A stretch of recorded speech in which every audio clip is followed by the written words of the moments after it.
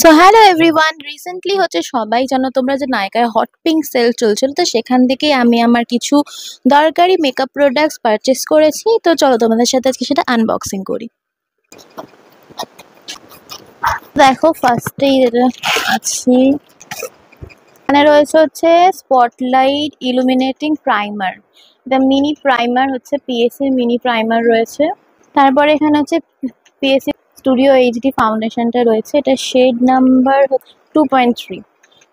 আমার শেডের না, এটা একটু হচ্ছে মিডিয়াম স্কিন টোনের, rice and glow tonic mist mini, এটাও পিএসসির।